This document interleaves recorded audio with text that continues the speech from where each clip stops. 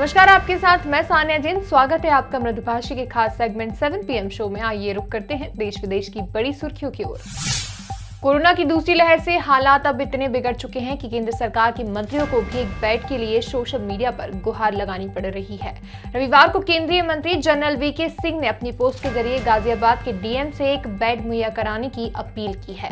इस पोस्ट के बाद ये खबर फैल गई है कि वीके सिंह ने अपने भाई के लिए बेड मांगा है।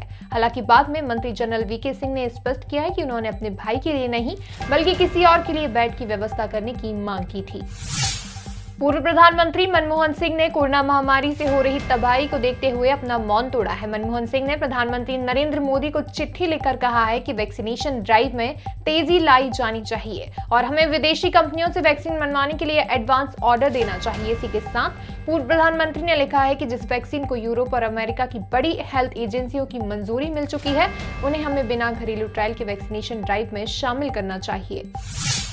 एक तरफ देश में कोरोना बेकाबू होता जा रहा है। देश में रोजाना 2 लाख से ज्यादा संक्रमित पाए जा रहे हैं। शासन प्रशासन लोगों को सोशल डिस्टेंसिंग अपनाने और मास्क पहनने की नसीहत दे रही है, लेकिन सरकार में बैठे जिम्मेदार खुद ही इन नियमों की धज्जियां उड़ाते हुए नजर आ रहे हैं। अकेले पश्चिम बंगाल में अगले 8 दिनों में प्रधानमंत्री नरेंद्र मोदी की 6, गृह मंत्री अमित शाह की 10 और ममता बनर्जी की 17 रैलियां होनी हैं। जब से पश्चिम बंगाल में चुनाव प्रचार शुरू हुआ है, तब से यहाँ 2600% तक कोरोना संक्रमित बढ़ चुका है। प्रधानमंत्री नरेंद्र मोदी रविवार को पश्चिम बंगाल में विधानसभा चुनाव प्रचार के लिए आसनसोल पहुंचे। यहां प्रधानमंत्री नरेंद्र मोदी ने पश्चिम बंगाल की मुख्यमंत्री ममता बनर्जी पर जमकर निशाना साधा। रैली को संबोधित करते हुए पीएम मोदी ने कहा कि टीएमसी खंड खंड हो चुकी है और दीदी के पास अब सिर्फ 15 दिन बचे हैं। इसी के साथ पीएम मोदी ने कहा कि बंगाल की जनता ने इस बार दीदी को भूतपूर्व मुख्यमंत्री का प्रमाण पत्र देने का मन बना लिया है। इसी साल जनवरी में अमेरिका के कैपिटल हिल्स यानी कि संसद भवन पर हुए हमले के बाद से बचाव की मुद्रा में आए धुर दक्षिणपंथी नेता अब फिर से सिर उठा रहे हैं।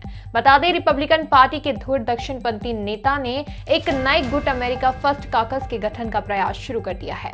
इन दक्षिणपंथी नेताओं ने 7 पेज का एक ड्राफ्ट जारी किया है। इसमें इन काकस का उद्देश्य अद्वितीय एंग्लो सेक्शन राजनीतिक परंपरा को आगे बढ़ाना बताया है। वाराणसी में कोरोना की बिगड़ते हालातों को देखते हुए प्रधानमंत्री नरेंद्र मोदी ने वीडियो कॉन्फ्रेंसिंग के माध्यम से हालातों की समीक्षा की। कोरोना संकट से निपटने के लिए प्रधानमंत्री ने टेस्ट, ट्रैक और ट्वीट का मंत्र देते हुए कहा कि पहली लहर की तरह इस बार भी वायरस से जीतने के लिए हमें यही रणनीति अपनानी होगी। इसी के साथ पीएम मोदी ने कोरोना से बचाव और संक्रमण मरीजों के इलाज के लिए टेस्टिंग, बेड, दवाइयां, वैक्सीन और मैन पावर आदि की जानकारी ली। कोरोना वायरस की दूसरी लहर ने पूरे भारत में हाहाकार मचाया हुआ है। कोरोना संक्रमित के मरीजों की बेतहाशा बढ़ोतरी के चलते पूरे देश में स्वास्थ्य व्यवस्था चरमराई हुई है।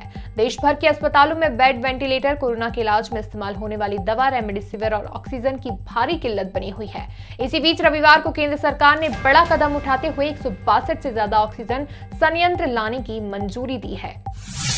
अभी के लिए इतना ही। अगले शो में फिर मुलाकात होगी देश विदेश की बड़ी सुर्खियों के साथ। तब तक के लिए आप देखते रहिए मृदुभाषी।